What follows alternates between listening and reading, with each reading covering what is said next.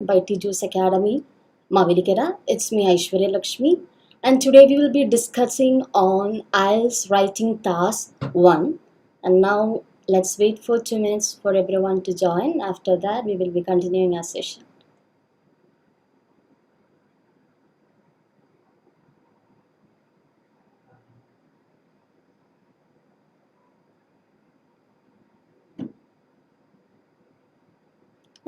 Now let's begin our session. Today, as I already mentioned, we will be discussing the academic writing task 1, which is bar chart. As you all know, the task 1 of IELTS writing test consists of 7 to 8 graphs, and today we will be discussing on bar chart. So, and after getting a question related to bar chart, the first thing they have to analyze whether it is a change graph or compare graph, and next thing you have to analyze the tense of that particular question. So research start. Good afternoon. Okay, so the first thing, as I have mentioned, analyze whether it is a change graph or compare graph. Change graph എന്ന് പറഞ്ഞാൽ എന്താണെന്ന് വെച്ചാൽ നമ്മുടെ ക്വസ്റ്റ്യനകത്ത് ഇപ്പോൾ different time period ആണ് തരുന്നത് എങ്കിൽ അത് ഒരു ചേഞ്ച് ഗ്രാഫ് ആയിരിക്കും. ഇപ്പോൾ ഈ ക്വസ്റ്റ്യനിൽ നോക്കിയേ 2014 to 2019 വരെയുള്ള ഒരു ടൈം പീരീഡ് ആണ്, അതായത് ഡിഫറെൻറ്റ് ടൈം പീരീഡ് ആണ് കൊടുത്തിരിക്കുന്നത്. അപ്പോൾ ഡിഫറെൻറ്റ് ടൈം പീരീഡ് ആണ് എങ്കിൽ നമുക്കെന്ത് പറയാം, അതൊരു ചേഞ്ച് ഗ്രാഫ് ആണെന്ന് പറയാം. ഇനിയും ടൈം പീരീഡ് ഒന്നും തന്നിട്ടില്ല, അല്ലെങ്കിൽ ഒരു പെർട്ടിക്കുലർ ടൈം പീരീഡ് മാത്രമേ ക്വസ്റ്റ്യനിൽ കൊടുത്തിട്ടുള്ളതെങ്കിൽ അതൊരു കമ്പയർ ഗ്രാഫ് ആയിരിക്കും. അപ്പോൾ മനസ്സിലായി. Hope you guys understood the difference between change and compare graph. ഇനി നമുക്ക് ആ ക്വസ്റ്റ്യൻ എന്താണെന്നൊന്ന് റീഡ് ചെയ്യാം. Okay, the bar chart shows the amount of foreign direct investment in India and China from 2014 to 2019. Summarize the information by selecting and reporting the main features and make comparisons where relevant. അപ്പോൾ നമുക്കൊരു നമ്മുടെ ഇന്ത്യയിലും ചൈനയിലേക്കുള്ള foreign direct investment between ആ time period തന്നിട്ടുണ്ട്. അതായിരിക്കും നമുക്കിവിടെ ക്വസ്റ്റ്യനിൽ നമുക്ക് ഫെർദർ അനലൈസ് ചെയ്യേണ്ടത്. അപ്പോൾ ആദ്യം തന്നെ പറഞ്ഞ പോലെ നമ്മൾ ആ ഗ്രാഫ് അനലൈസ് ചെയ്തു, അതൊരു ചേഞ്ച് ഗ്രാഫാണെന്ന് മനസ്സിലായി. ഇപ്പോൾ ഇയേഴ്സ് മാത്രമല്ല മെൻഷൻ ചെയ്യുന്നത്. ഫോർ എക്സാമ്പിൾ, ഇപ്പം നമുക്കൊരു മന്ത് ആണ് ഡിഫറെൻറ്റ്, ഈ ഒരു ഗ്രാഫ് തന്നിട്ട് ഇതിനകത്ത് ഇപ്പോൾ ഡിഫറെൻറ്റ് മന്ത് ആണ് കൊടുത്തിരിക്കുന്നത്. ഇപ്പോൾ ഈ ക്വസ്റ്റ്യനെ നോക്കിക്കഴിഞ്ഞാൽ നമുക്കൊരു ഡിഫറെൻറ്റ് ഇയേഴ്സ് ആണ് ഇവിടെ കൊടുത്തിരിക്കുന്നത്. ഇപ്പോൾ ഡിഫറെൻറ്റ് ഇയേഴ്സ് ആയിരിക്കുമ്പോൾ അതൊരു ചേഞ്ച് ഗ്രാഫ് ആയിരിക്കും. ഇനി ഇയേഴ്സിന് പകരം ഡിഫറെൻറ്റ് മന്ത്സ് ആണ്. ഫോർ എക്സാമ്പിൾ, ഒരു ജനുവരി, ഫെബ്, മാർച്ച്, ഏപ്രിൽ, അങ്ങനെ ഡിഫറെൻറ്റ് മന്ത്സ് ആണ് കൊടുത്തിരിക്കുന്നത് എങ്കിൽ അതൊരു ചേഞ്ച് ഗ്രാഫാണ്. അപ്പോൾ ആ ചേഞ്ചിങ് ഗ്രാഫും കമ്പയർ ഗ്രാഫാണെന്ന് നമുക്ക് അനലൈസ് ചെയ്യാം. Then we have to analyse whether which tense is a particular question. So here 2014 to 2019 ആണ് കൊടുത്തിരിക്കുന്നത്. അപ്പോൾ ഓൾറെഡി കഴിഞ്ഞ ഇയർ ആണ്. അപ്പോൾ നമുക്ക് ആ ആൻസർ നമ്മൾ ചെയ്യുന്ന ടൈമിൽ ഫുൾ പാസ്റ്റ് ടെൻസിൽ വേണം നമ്മൾ ആ ഒരു ക്വസ്റ്റ്യൻ ആൻസർ ചെയ്യാം. അപ്പോൾ ഈ രണ്ട് കാര്യങ്ങൾ ഒരു ക്വസ്റ്റ്യൻ കിട്ടിക്കഴിയുമ്പോൾ നമ്മൾ അനലൈസ് ചെയ്യണം. സോ മൂവിങ് ഫർദർ, ഇനി ഒരു ടാസ്ക് 1ന്റെ കേസിലാണെങ്കിൽ ഒരു ജനറൽ സ്ട്രക്ചർ ഒരു ടാസ്ക് 1 നമുക്ക് ഫോളോ ചെയ്യാം. So the first thing that you have to give an answer of a task 1 is introduction. Introduction ആയിരിക്കണം നമ്മൾ ആദ്യം കൊടുക്കേണ്ടത്. Introduction means we have to just paraphrase the question and it should include 1 to 2 sentence. ഇപ്പോൾ ഒരു ആ question എന്താണെന്ന് ആ ക്വസ്റ്റ്യൻ്റെ മീനിങ് മാറാതെ നമ്മൾ എൻറ്റയർ ആയിട്ട് ആ ഒരു സിനോണിംസ് യൂസ് ചെയ്തിട്ട് ആ ക്വസ്റ്റ്യനെ നമ്മൾ പാരഫ്രൈസ് ചെയ്യണം. ദെൻ നെക്സ്റ്റ് നമ്മൾ നോക്കേണ്ട കാര്യം എന്ന് വെച്ചാൽ, ഇൻട്രൊഡക്ഷനിലാകുമ്പോൾ ഒരു 1 to 2 സെൻറ്റൻസ് നമ്മൾ ഇൻക്ലൂഡ് ചെയ്താൽ മതി. ഇപ്പോൾ ടൈം പീരീഡ് ആണെങ്കിൽ ടൈം പീരീഡ് ക്വസ്റ്റ്യനിൽ നമുക്ക് തന്നിട്ടുണ്ട് എങ്കിൽ നമുക്ക് ആ ടൈം പീരീഡ് ഇൻക്ലൂഡ് ചെയ്യാം. ഇപ്പോൾ ഈ ക്വസ്റ്റ്യൻ്റെ കേസിലാണെങ്കിൽ ടൈം പീരീഡ് കൊടുത്തിട്ടുണ്ട്. അപ്പോൾ നമുക്ക് ആൻസർ വരുമ്പോൾ നമുക്ക് ടൈം പീരീഡ് കൊടുക്കാം. And if the unit is mention in the question you have to give that unit also. Unit ഇപ്പം ഈ ക്വസ്റ്റ്യനിലാണ് എങ്കിൽ യൂണിറ്റ് നമുക്ക് ക്വസ്റ്റ്യനിൽ ഡയറക്റ്റ് തരാതെ ഇവിടെ ഇങ്ങനെ നമ്മുടെ ഗ്രാഫിൽ കൊടുത്തിട്ടുണ്ട് $1 billion എന്നുള്ളത്. അപ്പോൾ യൂണിറ്റ് എന്ന് പറയുന്ന $1 billion ആണെന്നുള്ളത് നമ്മളവിടെ മെൻഷൻ ചെയ്യണം. അപ്പോൾ അത്രയും കാര്യങ്ങൾ നമ്മൾ ഇൻട്രൊഡക്ഷനിലാണ് ഇൻക്ലൂഡ് ചെയ്യേണ്ടത്. So next thing, moving on to the body paragraph. Introduction നമ്മൾ കംപ്ലീറ്റ് ചെയ്ത് കഴിഞ്ഞാൽ നെക്സ്റ്റ് എന്ന് പറയുന്നത് ബോഡി പാരാഗ്രാഫ് ആയിരിക്കും. ബോഡി പാരാഗ്രാഫിനകത്ത് നമുക്ക് ആ ക്വസ്റ്റ്യനിൽ അതിൻ്റെ ഫിഗറിൽ തന്നിരിക്കുന്ന സ്പെസിഫിക് ആയിട്ടുള്ള ഫീച്ചേഴ്സ് നമുക്ക് ഐഡൻറ്റിഫൈ ചെയ്യാൻ പറ്റുന്നുണ്ടോ, ഇനി അതിനകത്ത് എന്തൊക്കെ കാര്യങ്ങൾ കൊടുത്തിട്ടുണ്ട് അതെന്നുള്ളത് കാര്യം നമുക്ക് ഫസ്റ്റ് ബോഡിയിലും സെക്കൻഡ് ബോഡിയിലും നമ്മൾ ഇൻക്ലൂഡ് ചെയ്യണം. In the body paragraph we can include the numbers or what ever data is given in the question, we can include those types of information in the answer. അപ്പോൾ ഇതിനകത്തിപ്പം കുറേ നമ്പേഴ്സൊക്കെ തന്നിട്ടുണ്ട്, years തന്നിട്ടുണ്ട്, അതെല്ലാം നമുക്ക് body പാരഗ്രാഫിൽ നമുക്ക് mention ചെയ്യാം. So third one, that after completing 2 body paragraphs, the last and final stanza will be overview. നമ്മൾ graph 1ന്റെ കേസ്, ടാസ്ക് 1ന്റെ കേസിലാണെങ്കിൽ ലാസ്റ്റ് പാരഗ്രാഫ് എന്ന് പറയുന്നത് ഓവർവ്യൂ ആയിരിക്കും. നമുക്ക് ഓവർവ്യൂ പാരഗ്രാഫ് നമുക്ക് പറയാം. നമുക്ക് ടാസ്ക് 2ന്റെ കേസിലാണെങ്കിൽ കൺക്ലൂഡിംഗ് എന്ന് പറയാം. അതേപോലെ തന്നെ ടാസ്ക് 1ന്റെ ലാസ്റ്റ് പാരഗ്രാഫ് വരുന്നതാണ് ഓവർവ്യൂ. ആ ഓവർവ്യൂ പാരഗ്രാഫ് നമ്മൾ മെൻഷൻ ചെയ്യേണ്ട എന്താണെന്ന് വെച്ചാൽ, നമുക്ക് ആ ക്വസ്റ്റ്യനിൽ ഹൈലൈറ്റ് ചെയ്യുന്ന ഫീച്ചർ എന്താണ്, ഹൈലൈറ്റിംഗ് ഫീച്ചർ ആയിട്ടുള്ള നമുക്ക് ആ ക്വസ്റ്റ്യനിലേക്ക് നോക്കുമ്പോൾ ബോഡി പാരഗ്രാഫ് കംപ്ലീറ്റ്ലി സമ്മറൈസ് ചെയ്യരുത്, പകരം highlight ചെയ്യുന്ന feature എന്താണ്, we have to mention that highlighting feature in your overview paragraph. And in that sentence, one of the important thing that I have to keep in mind is that do not add numbers in the overview paragraph. Overview paragraph നമ്മൾ ബോഡിയിൽ mention ചെയ്ത പോലെ തന്നെ numbers ഒന്നും തന്നെ overview paragraph നമ്മൾ add ചെയ്യാൻ പാടില്ല. അതെന്ന് പറയുന്നത് ഒരു 3 to 4 സെന്റൻസ് ഒക്കെ നമുക്ക് ഇൻക്ലൂഡ് ചെയ്യാനായിട്ട് പറ്റും. ഇപ്പോൾ 3 to 4 സെന്റൻസ് ഇല്ലെങ്കിൽ തന്നെ ഒരു 2 to 3 സെന്റൻസ് ഒക്കെ നിങ്ങൾ overview പാരഗ്രാഫിനകത്ത് ഇൻക്ലൂഡ് ചെയ്യണം. അപ്പം ഇത്രയേ ഉള്ളൂ നമുക്ക് ടാസ്ക് 1ന്റെ ഒരു ജനറൽ സ്ട്രക്ചർ എന്ന് പറഞ്ഞാൽ ഇതാണ്. I hope you guys understood what I have Z.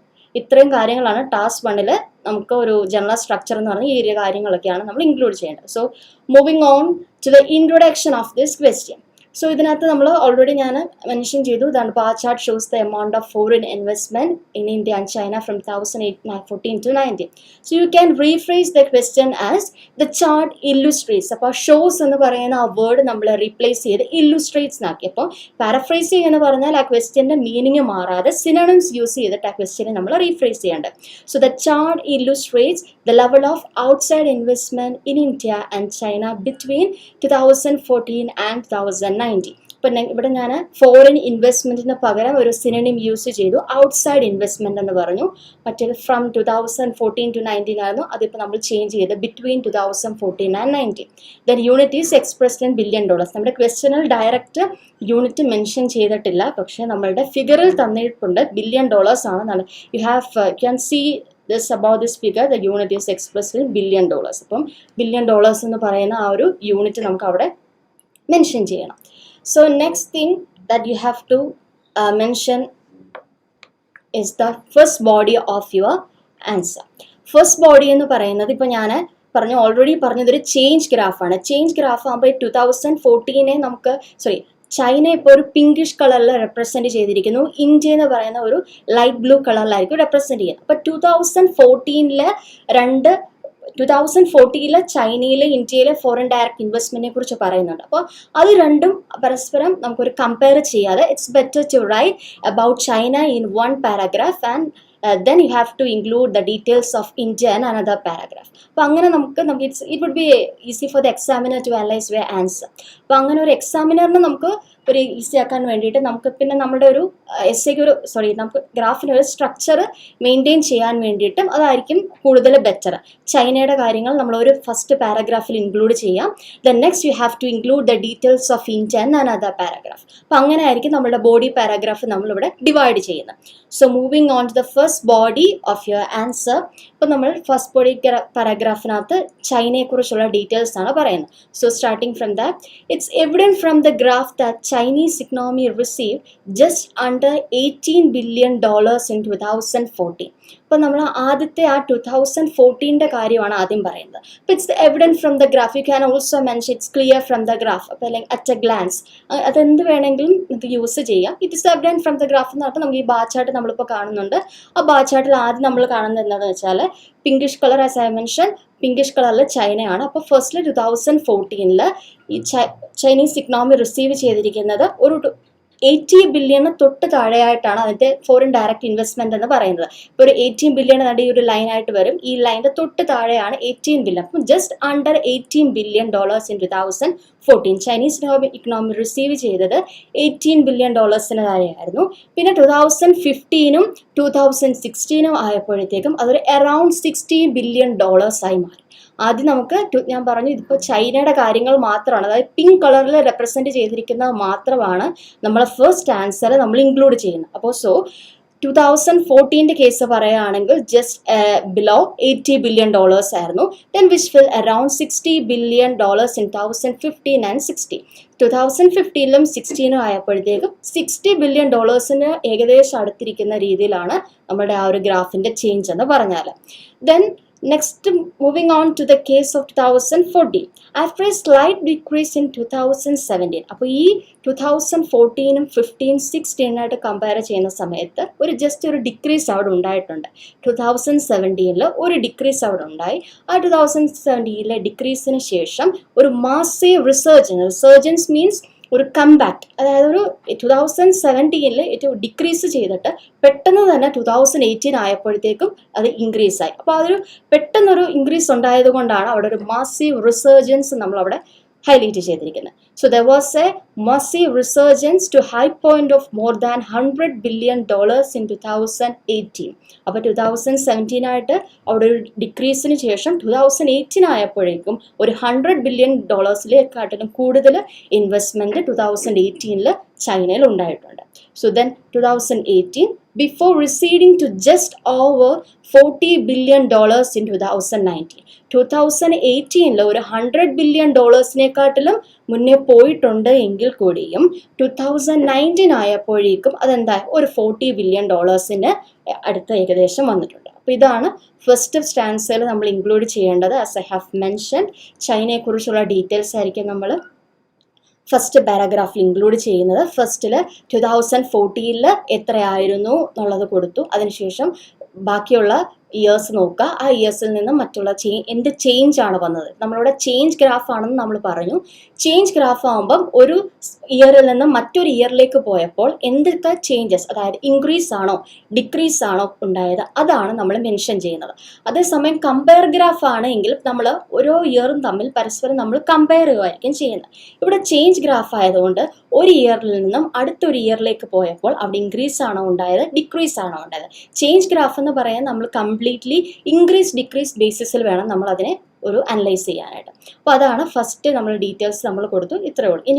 ഇനി നമ്മളിപ്പോൾ ഒരു ബോഡി പാരാഗ്രാഫ് നമ്മളിപ്പോൾ കൊടുത്തു. അതെന്ന് പറഞ്ഞാൽ അതിൽ പലതരത്തിലുള്ള sentence structure you have to include. അപ്പോൾ സെൻറ്റൻസ് സ്ട്രക്ചർ നമ്മൾ ഡിഫറെൻ്റ് ആയിട്ട് യൂസ് ചെയ്താൽ it would be beneficial for getting high band score in your IELTS exam. അപ്പോൾ നല്ലൊരു സ്കോർ കിട്ടണമെന്നുണ്ടെങ്കിൽ ഡിഫറെൻറ്റ് സ്ട്രക്ചേഴ്സ് നമ്മൾ യൂസ് ചെയ്യണം.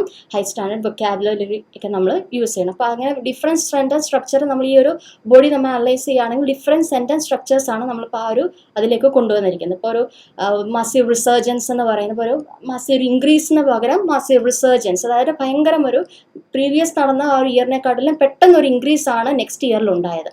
അപ്പോൾ ആ ഒരു വൊക്കാബ്സ് ഒക്കെ നമ്മൾ യൂസ് ചെയ്യുന്ന സമയത്ത് നമുക്കൊരു നല്ലൊരു ബാൻഡ് സ്കോർ എക്സാമിന് കിട്ടും. So I think it will be understood by you. Then next, moving on to the second body paragraph. ഇനി ഫസ്റ്റ് ബോഡി പാരാഗ്രാഫിൽ നമ്മൾ ചൈനയെക്കുറിച്ചായിരുന്നു മെൻഷൻ ചെയ്തത്. So in the next body paragraph you have to mention the details about India. അപ്പോൾ ഇന്ത്യയുടെ കുറിച്ചുള്ള ആ ഒരു ഡീറ്റെയിൽസ് കൊടുക്കുക. അപ്പോൾ അതിൻ്റെ നമുക്ക് ആ ഒരു ഗ്രാഫിനകത്ത് ബാർ ചാർട്ടിനകത്ത് നമുക്ക് അനലൈസ് ചെയ്യാനായിട്ട് പറ്റിയ ഒരു ലൈറ്റ് ബ്ലൂ കളറാണ് ഇന്ത്യയെക്കുറിച്ചുള്ള ഡീറ്റെയിൽസ് തുടങ്ങും. അപ്പോൾ ലൈക്ക് വൈസ് നമ്മൾ എങ്ങനെയാണോ ചൈനയുടെ ചെയ്തത് ആ സെയിം പാറ്റേണിൽ തന്നെ ഇൻക്രീസ് ഡിക്രീസ് പാറ്റേൺ എന്നുള്ള ആ രീതിയിൽ തന്നെ ഇന്ത്യയെക്കുറിച്ചുള്ള ഡീറ്റെയിൽസ് നമ്മൾ എന്ത് ചെയ്യണം, അവിടെ മെൻഷൻ ചെയ്യണം. സോ നമ്മൾ ഇപ്പോൾ നേരത്തെ ഫസ്റ്റ് ബോഡി നമ്മൾ സ്റ്റാർട്ട് ചെയ്തിരുന്നത് it's evident from the graph എന്നാണ് നമ്മൾ സ്റ്റാർട്ട് ചെയ്തത്. സോ ഈ ഒരു ഗ്രാഫിനെ കുറിച്ചാണ് ഞാൻ സെക്കൻഡ് ബോഡിയിൽ വീണ്ടും മെൻഷൻ ചെയ്യാൻ പോകുന്നത്. ഈ സെയിം ഗ്രാഫിനെ കുറിച്ചാണ്. സോ പ്രോബിംഗ് ഫെർദർ മീൻസ് നമ്മളൊരു ഫെർദർ ഇൻവെസ്റ്റിഗേഷൻ. ഈ സെയിം ഗ്രാഫിനെ കുറിച്ച് ഞാൻ പിന്നീടും അതിനെ അനലൈസ് ചെയ്തപ്പോൾ ഉള്ള കാര്യമാണ് നെക്സ്റ്റ് ബോഡിയിൽ ഞാൻ ഇൻക്ലൂഡ് ചെയ്യുന്നത്. So you can use probing further in 2014. ഇപ്പോൾ 2014 കാര്യമായിരിക്കും നമ്മൾ ആദ്യം മെൻഷൻ ചെയ്യുന്നത്. So in 2014 foreign outlays into India's economy reached more than $20 billion. അപ്പോൾ ഇപ്പോൾ ഫോറിൻ ഔട്ട്ലേസ് നമ്മൾ ഉദ്ദേശിക്കുന്നത് ഫോറിൻ ഇൻവെസ്റ്റ്മെൻ്റ് ഉണ്ട്. അപ്പോൾ അതിനുള്ളൊരു സിനണിമാണ് ഫോറിൻ ഔട്ട്ലേസ് എന്ന് പറയുന്നത്. ഫോറിൻ എക്സ്പെൻഡിച്ചർ അങ്ങനെ എന്തെങ്കിലും പറയാം. ഫോറിൻ ഔട്ട്ലേസ് എന്ന് പറയുന്നത് സെയിം അതിൻ്റെ ഒരു സിനണിമാണ് യൂസ് ചെയ്യുന്നത്. അപ്പോൾ റിപ്പീറ്റഡ് ആയിട്ട് നമ്മൾ വേർഡ്സ് യൂസ് ചെയ്യാതെ സിനണിംസ് യൂസ് ചെയ്യുക. ഓക്കെ. അപ്പോൾ ഇൻ 2014 ഇന്ത്യയുടെ എക്കണോമിയിലേക്കുള്ള ആ ഒരു ഇൻവെസ്റ്റ്മെൻറ്റ് എന്ന് പറയുന്നത് ഒരു $20 billion കൂടുതലായിരുന്നു. ഇപ്പോൾ നമുക്കറിയാം ഇവിടെ ഒരു $20 billion ആണ്. $20 billion കൂടുതലായിരുന്നു. നെക്സ്റ്റ് 2015-16 വന്നപ്പോഴേക്കും അതൊരു $16 ബില്യൺ ആയിട്ട് അത് ഇൻക്രീസ് ആയി. ദെൻ അതാണ് ഈ ലൈനിൽ മെൻഷൻ ചെയ്തിരിക്കുന്നത്. Then rose significantly to around $60 billion in 2015 and 16 before falling back to 2014 levels in 2017. അപ്പോൾ അതൊരു ഡിഫറെൻറ്റ് സെൻറ്റൻസ് സ്ട്രക്ചർ ആണ് അവിടെ കൊണ്ടുവന്നിരിക്കുന്നത്. അപ്പോൾ $20 ബില്യൺ ആയിരുന്നു ഫസ്റ്റിൽ. 2014 നമ്മൾ നിന്ന് ആ ഒരു ഇന്ത്യയുടെ ഇക്കണോമിയിലുള്ള ആ റേഞ്ച് എന്ന് പറയുന്നത് $20 ബില്യൺ ആയിരുന്നു. അതിനുശേഷം 2015-ഉം 16-ഉം ആയപ്പോഴേക്കും അതൊരു $60 ബില്യൺ ആയിട്ട് ഇൻക്രീസ് ചെയ്തു. Okay, rose significantly to around $60 billion in 2015 and 16. ഇനി അതിന് ആഫ്റ്റർ ദാറ്റ് 2017 ആയപ്പോഴേക്കും 2014 ലെവൽ എന്തായിരുന്നു ആ ഒരു ലെവലിലേക്ക് വീണ്ടും വന്നു. ഇപ്പം നമുക്ക് വേണമെങ്കിൽ 2015 and 16 ആ ഒരു സെൻറ്റൻസ് അവിടെ സ്റ്റോപ്പ് ചെയ്തിട്ട് ദെൻ ഫർദർമോർ ഇൻ 2017 അങ്ങനെ എന്തെങ്കിലും ഒരു സെൻറ്റൻസ് കൊടുത്തിട്ട് ഇന്ന ഒരു $20 ബില്യൺ ആയിട്ട് തന്നെ വീണ്ടും അങ്ങനെ മെൻഷൻ ചെയ്യാം. അതിന് it's far better to include a different sentence structure in that answer. അപ്പോൾ ഒരു ഡിഫറെൻറ്റ് സെൻറ്റൻസ് സ്ട്രക്ചർ നമ്മൾ ഇൻക്ലൂഡ് ചെയ്യാൻ വേണ്ടിയിട്ടാണ് 2016 കഴിഞ്ഞിട്ട് 2017 ആയപ്പോഴേക്കും 2014 ലെവലിൽ തന്നെ വീണ്ടും വന്നു എന്നുള്ളത് കൊടുത്തിരിക്കുന്നത്. സോ 2017 വരെയുള്ള കാര്യം പറഞ്ഞു. Then in 2018 there was another dramatic increase to just below $60 billion. അപ്പോൾ 2018 ആയപ്പോഴേക്കും $60 ബില്യൺ തൊട്ട് താഴെ വന്നു, before returning to almost $20 billion in 2019. അപ്പോൾ 2017 കഴിഞ്ഞ് 2018 ആയപ്പോഴേക്കും $60 ബില്യൺ തൊട്ട് താഴെ ആയിട്ട് നമുക്ക് ആ ഒരു ഇൻക്രീസ് വന്നു. അതിനുശേഷം 2019 ആയപ്പോഴേക്ക് $20 ബില്യൺ ഓൾമോസ്റ്റ് $20 ബില്യൺ നമ്മൾ വീണ്ടും വന്നു. അപ്പോൾ അതാണ് നമ്മളുടെ നെക്സ്റ്റ് ബോഡിയിൽ ഇന്ത്യയുടെ ഫോറിൻ ഡയറക്റ്റ് ഇൻവെസ്റ്റ്മെൻറ്റിനെ കുറിച്ച് നമ്മൾ എക്സ്പ്ലെയിൻ ചെയ്തു. അപ്പോൾ ഇതുപോലെ നേരത്തെ പറഞ്ഞ പോലെ തന്നെ നമ്മൾ ഈ ഓരോ സെൻറ്റൻസ് കൊണ്ടുവരുമ്പോഴും നിങ്ങളുടേതായിട്ടുള്ള രീതിയിൽ ഡിഫറെൻറ്റ് സെൻറ്റൻസ് സ്ട്രക്ചേഴ്സ് കൊണ്ടുവന്നു കഴിഞ്ഞാൽ അത് നിങ്ങളുടെ നല്ലൊരു ബാൻഡ് സ്കോർ നിങ്ങൾക്ക് കിട്ടും. അപ്പോൾ അതാണ് സെക്കൻഡ് ബോഡി എന്ന് പറയുന്നത്, ഇന്ത്യയെക്കുറിച്ച് പറയുന്നത്. അപ്പോൾ നമുക്ക് ഇതായിരിക്കും ബെറ്റർ ആയിട്ടുള്ളതായിരിക്കും. ആദ്യത്തെ ബോഡിയിൽ ചൈനയെക്കുറിച്ചിട്ടുള്ള എക്സ്പ്ലെയിൻ ചെയ്യുക, സെക്കൻഡ് ബോഡിയിൽ എന്ന് പറയുന്നത് ഇന്ത്യയെക്കുറിച്ചുള്ള എക്സ്പ്ലെയിൻ ചെയ്യുക. So next the last part of your IELTS task 1. അപ്പോൾ നമ്മുടെ IELTSൻ്റെ ഏറ്റവും ലാസ്റ്റിലുള്ള ഒരു പാരഗ്രാഫിനകത്ത് നിങ്ങൾ കൊടുക്കേണ്ടതാണ് ഓവർവ്യൂ പാരഗ്രാഫ് എന്ന് പറയുന്നത്. നമ്മൾ ആ ഓവർവ്യൂ പാരഗ്രാഫിൽ നേരത്തെ ഞാൻ പറഞ്ഞ പോലെ ഓവർവ്യൂ പാരഗ്രാഫിനകത്ത് നമുക്ക് ആ നമ്പേഴ്സ് നിങ്ങൾ ആഡ് ചെയ്യരുത്. ഇപ്പോൾ ഇതിനകത്ത് ഇയേഴ്സ് ഒക്കെ മെൻഷൻ ചെയ്യുന്നുണ്ട്. അപ്പോൾ ആ ഇയേഴ്സ് ഒന്നും മെൻഷൻ ചെയ്യേണ്ട കാര്യമില്ല. ഒരു മിനിമം ഒരു 3 സെൻറ്റൻസ് എങ്കിലും ഇൻക്ലൂഡ് ചെയ്യുക. അതിനകത്ത് നമുക്ക് ആ ഒരു ഗ്രാഫ് അനലൈസ് ചെയ്യുന്ന സമയത്ത് ഏറ്റവും കൂടുതലായിട്ട് ഹൈലൈറ്റ് ചെയ്യുന്ന ഫീച്ചർ എന്താണ്, ആ ഹൈലൈറ്റിംഗ് ഫീച്ചറാണ് നിങ്ങൾ എവിടെ കൊടുക്കേണ്ടത്, ഓവർവ്യൂ പാരഗ്രാഫിനകത്ത് നിങ്ങൾ കൊടുക്കേണ്ടത്. അപ്പോൾ ഇതിനകത്ത് ഓവർവ്യൂവിനകത്ത് വരുന്നത് ഓവർവ്യൂ പാരഗ്രാഫ് സ്റ്റാർട്ട് ചെയ്യേണ്ടത് ഓവറോൾ അല്ലെങ്കിൽ ഇൻ ജനറൽ നമുക്ക് കൊടുക്കാം, അല്ലെങ്കിൽ ഓവറോൾ വെച്ച് നമുക്ക് ഓവർവ്യൂ പാരഗ്രാഫ് സ്റ്റാർട്ട് ചെയ്യാം. Overall expenditure in China decline steadily through out the periods but fluctuated in India. അപ്പോൾ ഹൈലൈറ്റിംഗ് ഫീച്ചറിനകത്ത് നമുക്കിപ്പോൾ ഈ ബാർഗ്രാഫ് ഒക്കെ ആണെങ്കിൽ ഏത് ട്രെൻഡ് ആണെന്നുള്ളത് നമുക്ക് അനലൈസ് ചെയ്യാം. ഫസ്റ്റ് സെൻറ്റൻസ് എന്ന് പറയുന്നത് നമ്മൾ ഈ ഒരു ഓവറോളിൽ കൊടുത്തിരിക്കുന്ന അതിൻ്റെ ട്രെൻഡാണ്. ഇപ്പോൾ ട്രെൻഡ് എന്ന് പറയുന്നത് പല ഗ്രാഫ്സിലും നമ്മൾ കണ്ടിട്ടുണ്ടായിരിക്കാം. ഇൻക്രീസിങ് ട്രെൻഡ് ഉണ്ട്, ഡിക്രീസിങ് ട്രെൻഡ് ഉണ്ട്, ഫ്ലക്ച്വേറ്റിംഗ് ട്രെൻഡ് ഉണ്ട്, പിന്നെ സ്റ്റഡി ആയിട്ട് നിൽക്കുന്നതുണ്ട്. അപ്പോൾ സ്റ്റേബിൾ ആയിട്ട് നിൽക്കുന്ന ഗ്രാഫ്സും ഉണ്ട്. അപ്പോൾ ഇത് ആദ്യം നമ്മൾ ഈ ബാർ ഗ്രാഫ് നമുക്ക് നോക്കുന്ന സമയത്ത് നമുക്ക് അതിൻ്റെ ട്രെൻഡ് ഒരു ഫസ്റ്റ് ലൈൻ ഓവറോൾ പാരഗ്രാഫിനകത്ത് ഫസ്റ്റ് ലൈൻ എന്ന് പറയുന്നത് അത് ഏത് ട്രെൻഡാണ് ഫോളോ ചെയ്യുന്നത് എന്നുള്ളത് നമുക്ക് എഴുതാം. So expenditure in China decline steadily. അപ്പോൾ ചൈനയുടെ കേസ് നോക്കുകയാണെങ്കിലും ഇപ്പോൾ ഇവിടെ ഞാൻ നേരത്തെ പറഞ്ഞ പോലെ എക്സ്പെൻഡിച്ചർ ഫോറിൻ ഡയറക്റ്റ് ഇൻവെസ്റ്റ്മെൻറ്റിന് ഒരു സിനോണിം കൊടുത്തു, റിപ്പീറ്റഡ് ആയിട്ട് വേർഡ്സ് യൂസ് ചെയ്യാതെ ഞാൻ എക്സ്പെൻഡിച്ചർ എന്ന് കൊടുത്തു. ആ ചൈനയുടെ അനലൈസ് ചെയ്യുകയാണെങ്കിൽ അവിടെ ഒരു സ്റ്റഡിലി നമുക്ക് ഇൻക്രീസ് ആണ് അവിടെ കാണുന്നത്, ഡിക്ലൈൻഡ് ആണ്. അപ്പോൾ ചൈനയുടെ കേസിലാണെങ്കിൽ അത് ഡിക്ലൈൻ ചെയ്തിട്ടുണ്ട്. പക്ഷേ ഇന്ത്യയുടെ കേസിലാണെങ്കിൽ കുറച്ച് ഫ്ലക്ച്വേഷൻസ് ആണ്. ആദ്യം ഒരു ഫസ്റ്റ് 2014 ആയപ്പോഴേക്കും ഒരു $20 ബില്യൺ അറൗണ്ട് ആയിരുന്നു. Next in the following year that is 2016 and 15 ഒരു $16 ബില്യൺ ആയി. പിന്നെ 2017 ആയപ്പോൾ വീണ്ടും ഡിക്രീസ് ആയി. അപ്പോൾ ഒരു ഫ്ലക്ച്വേഷൻ ആണ് നമുക്ക് എവിടെ കാണാൻ സാധിക്കുന്നത്. നമുക്ക് ഇന്ത്യയുടെ കേസിലാണെങ്കിൽ ഒരു ഫ്ലക്ച്വേഷൻസ് ആണ് നമുക്ക് അവിടെ കാണുന്നത്. But in the case of China we can observe that it is steadily decreasing through out the period. എല്ലാ ഇയേഴ്സ് നമ്മൾ നോക്കുമ്പോൾ ഒരു ഡിക്രീസ് ആണ് അവിടെ കാണുന്നത്. അപ്പോൾ ഫസ്റ്റ് സെൻറ്റൻസ് എന്ന് പറയുന്നത് നമുക്ക് അവിടെ എന്താണ്, ആ ഒരു ഫ്ലക്ച്വേഷൻ ട്രെൻഡിൻ്റെ കാര്യം നമുക്ക് ആ ഒരു ഇൻക്ലൂഡ് ചെയ്യാം. So next sentence that is despite this the total amount of money that flowed into China was higher than that of India. അപ്പോൾ ഈ ഒരു ഫ്ലക്ച്വേഷൻസ് ഉണ്ട് എങ്കിൽ കൂടി, ഡിസ്പൈറ്റ് ദിസ് എന്ന് പറയുമ്പോൾ ഇത്രയും കാര്യങ്ങൾ ഉണ്ടായിട്ടും എന്നിരുന്നാലും നമ്മുടെ ചൈനയിലേക്ക് ഫ്ലോ ചെയ്ത മണിയാണ് ഇന്ത്യനെക്കാട്ടിലും കൂടുതലായിട്ട് വരുന്നത്. അപ്പോൾ ആ ഒരു സെൻറ്റൻസ് നമുക്ക് കൊടുക്കാം. അപ്പോൾ ഓവറോൾ പാരാഗ്രാഫിനകത്ത് നേരത്തെ പറഞ്ഞ പോലെ നമുക്ക് നമ്പേഴ്സ് ഒന്നും ആഡ് ചെയ്യാൻ പറ്റില്ല. ഈ ഒരു ബാർ ഗ്രാഫിൻ്റെ കേസിലാണ് ഇപ്പോൾ ഇവിടെ കൊടുത്തിരിക്കുന്നത്. ആദ്യം അതിൻ്റെ ഏത് ട്രെൻഡാണ് അത് ഫോളോ ചെയ്യുന്നത് എന്നുള്ള ഫസ്റ്റ് സെൻറ്റൻസ് നമ്മൾ കൊടുത്തു. Then in the next following സെൻറ്റൻസിൽ അവിടെ നമുക്ക് ഹൈലൈറ്റ് ചെയ്യുന്ന ഫീച്ചർ എന്താണ്. ഇപ്പോൾ ഞാൻ ഒരു ഗ്രാഫ് നമ്മൾ നോക്കുമ്പോഴത്തേക്ക് എനിക്ക് പെട്ടെന്ന് മനസ്സിലാകുന്നത് ചൈനയുടെ കേസിലാണെങ്കിൽ ചൈനയിലേക്കാണ് ഏറ്റവും കൂടുതൽ ആ ഒരു ഇൻവെസ്റ്റ്മെൻറ്റ് ഉണ്ടായിരുന്നത്. പക്ഷേ ഇന്ത്യയിലേക്ക് അത്രയും ഉണ്ടായിട്ടില്ല. ആ ഒരു ഹൈലൈറ്റിംഗ് ഫീച്ചറാണ് എനിക്ക് അവിടെ ഒബ്സർവ് ചെയ്യാനായിട്ട് പറ്റുന്നത്. അപ്പോൾ ഈ രണ്ട് സെൻറ്റൻസ് നമുക്ക് കൊടുത്തു കഴിഞ്ഞാൽ നമുക്ക് എന്താണ് ആ ഒരു ഓവറോൾ പാരഗ്രാഫ് നമുക്ക് അവിടെ കൺക്ലൂഡ് ചെയ്യാം. And the most important thing that you have to keep in mind while writing IELTS task 1 is you don't have to give your personal opinion. നിങ്ങൾ ടാസ്ക് 1 എഴുതുമ്പോൾ നിങ്ങൾക്ക് ഇപ്പോൾ ടാസ്ക് 1 കണ്ടിട്ട് ഇപ്പോൾ നിങ്ങൾക്ക് പേഴ്സണലായിട്ട് എന്തെങ്കിലും ഒപ്പീനിയൻ തോന്നുകയാണെങ്കിൽ പേഴ്സണൽ ഒപ്പീനിയൻസ് ഒന്നും തന്നെ ഇൻക്ലൂഡ് ചെയ്യരുത്. You have to mention the things that is given in the ക്വസ്റ്റ്യനിൽ എന്താണ് തന്നിരിക്കുന്നത് അത് മാത്രം നിങ്ങൾ അനലൈസ് ചെയ്ത് എഴുതുക. പേഴ്സണൽ ഒപ്പീനിയൻസ് ഒന്നും തന്നെ നിങ്ങൾ അതിനകത്ത് ഇൻക്ലൂഡ് ചെയ്യരുത്. ഓക്കെ, അപ്പോൾ ഒരു so റേസ Sheikh has put an comment. Ma'am, do tense matter by looking at? Yes, definitely yes. നമുക്ക് ക്വസ്റ്റ്യനിൽ നമ്മൾ നോക്കുന്ന സമയത്ത് ഇയേഴ്സ് ഇപ്പം മെൻഷൻ ചെയ്തിട്ടുണ്ടല്ലോ. അപ്പോൾ ആ ഇയേഴ്സിനെ നോക്കിയിട്ടാണ് ടെൻസ് ഏതാണ് നമ്മൾ അനലൈസ് ചെയ്യുന്നത്. ഇപ്പം 2014 19 ആണ് കൊടുത്തിരിക്കുന്നത്. അപ്പോൾ ഓൾറെഡി പാസ്റ്റ് ആണ്, കഴിഞ്ഞ ഇയേഴ്സ് ആണ്. അപ്പോൾ നമുക്ക് നമ്മളുടെ ആ ഒരു ആൻസർ ഫുള്ളി നമ്മൾ ആ പാസ്റ്റ് ടെൻസിൽ നമ്മൾ എഴുതണം. ആ ഇയേഴ്സ് നോക്കുമ്പോഴാണ് നമുക്ക് ഏത് ടെൻസ് ആണെന്നുള്ളത് മനസ്സിലാകുന്നത്. ഓക്കെ, അപ്പോൾ ഇതാണ് നമ്മളുടെ ഒരു ബാർ ചാർട്ട്. അപ്പോൾ ഞാൻ ഒന്നുകൂടെ സമ്മപ്പ് ചെയ്യാം.